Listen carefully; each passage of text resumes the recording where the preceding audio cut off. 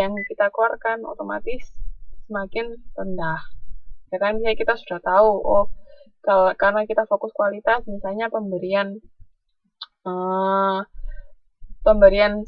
penyajian makanan ke konsumen, misalnya di McD itu ada batas waktu 1 menit, ya kan. Kalau misalnya lewat dari 1 menit, kalau dia lewat dari 1 menit kan ada apa, konsumen bisa dikasih hadiah apa gitu kan, kadang-kadang di McD dulu kayak gitu.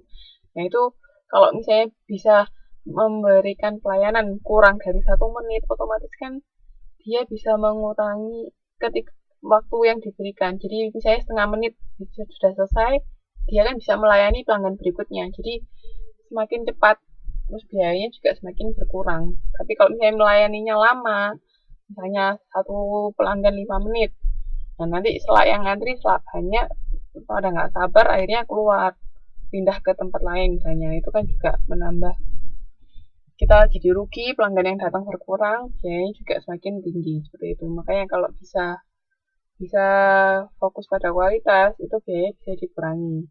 Nah, kalau biaya bisa dikurangi, itu juga bisa meningkatkan profit. Apa? Ya kan? Karena kalau misalnya kita sudah kualitasnya meningkat, pendapatan kan semakin banyak, biaya semakin berkurang, hanya profit atau laba bisa meningkat. Nah, kalau dari sisi eksternal, itu kan tadi kan kualitas jasa yang diberikan. Nah, itu bisa, kualitas jasa yang kita berikan itu bisa memenuhi quality perception-nya konsumen. Jadi kan konsumen mempunyai perception atau harapannya seperti apa. Nah, itu bisa kita penuhin kalau kita misalnya fokus pada kualitas. Nah, kalau misalnya bisa dipenuhin harapannya konsumen, otomatis dia akan puas, ya kan.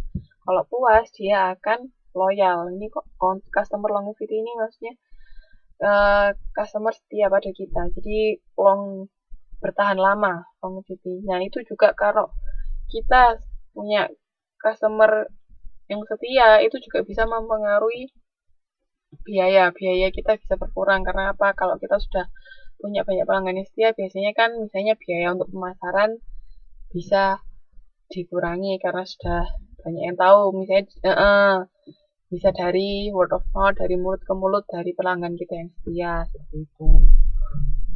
Jadi alurnya seperti itu ya. Jadi customer longevity juga bisa meningkatkan profitability. Jadi sebenarnya hampir-hampir sama kan bagan-bagan yang ada itu. Cuman jalan menuju situnya itu ada beberapa yang beda, kayak misalnya quality fokus, kita fokus pada kualitas, itu ada keuntungan internal sama eksternalnya situ. Inti akhirnya juga meningkatkan profit, ya kan. Ini mau ditanyakan sampai sini?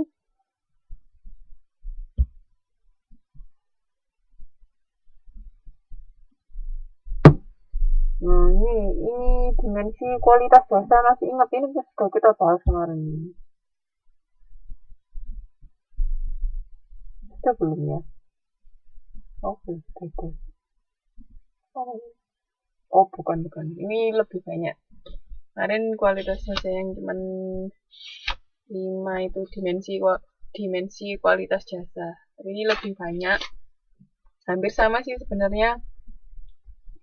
Ini ada dimensi yang pertama, performance atau kinerja. Jadi kinerja dari produk inti kita seperti apa. Kalau kinerjanya oke, performance-nya oke, kualitasnya berarti bagus. Terus keragaman produk atau features. Jadi kan ingat kalau jasa kan kita nggak cuma menjual produk inti, tapi ada produk tambahan yang mengikuti produk inti tersebut.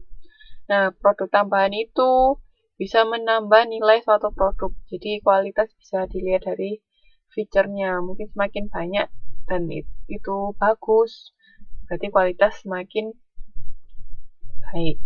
Terus keandalan ini.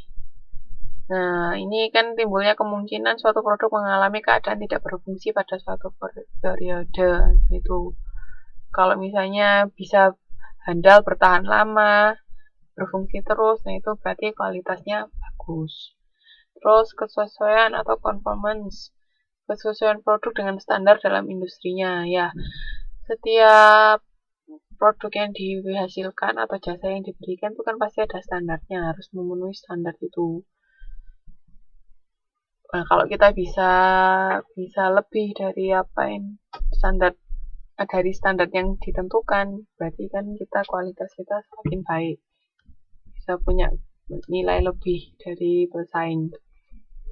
Terus daya tahan, ini ketahanan suatu produk meliputi segi ekonomis maupun teknis.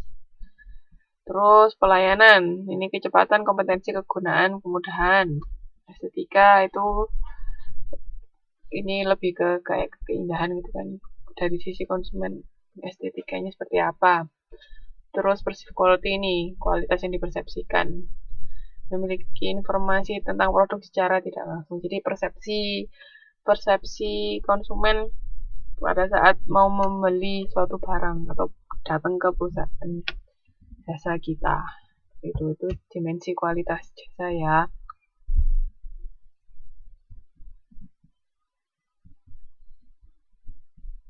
Nah, sebentar. Jadi ada berapa tadi dimensi kualitas jasa?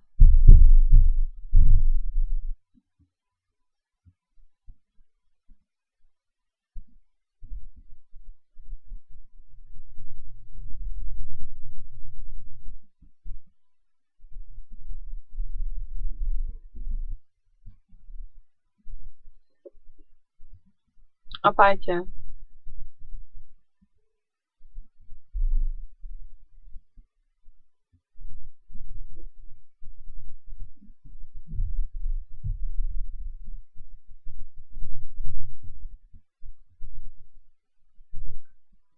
Ada berapa dimensi kualitas jasa?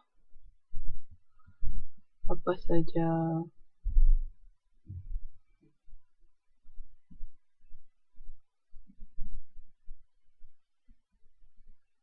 Halo?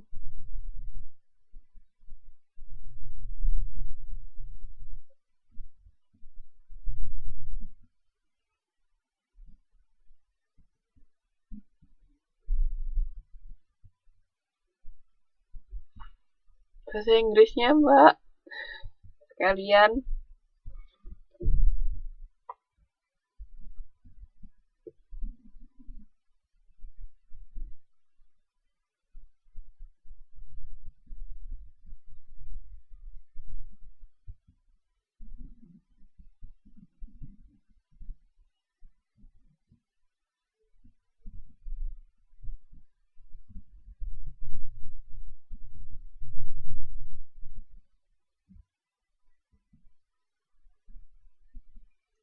Bermutu dan memuaskan.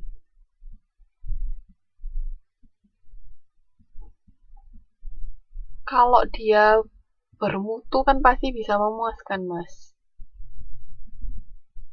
Kalau memuaskan, jadi bermutu dulu baru dia bisa memuaskan.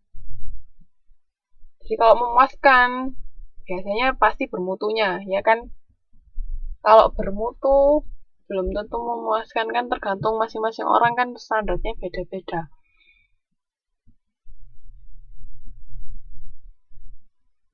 Ya kalau bisa sih dua-duanya, bermutu dan memuaskan.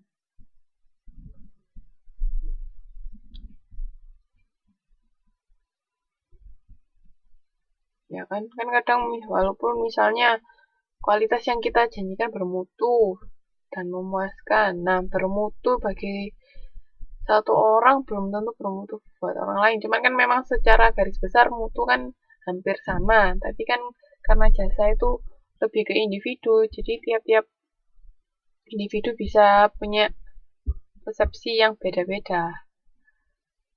Lebih bagus kalau memang sudah bisa memuaskan masing-masing individu.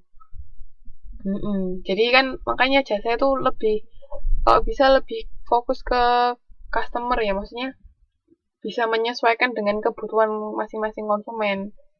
Selama kebutuhannya itu masih dalam batas kemampuan kita, jadi kita bisa menyesuaikan. Nah, kalau kita jadi jangan disamaratakan. Kayak misalnya potong rambut. Misalnya orang mau datang ke tempat kita potong rambut ya. Nah, pasti kan model yang diminta kan beda-beda toh. Gak mungkin misalnya satu gundul semua kita bikin gundul lah.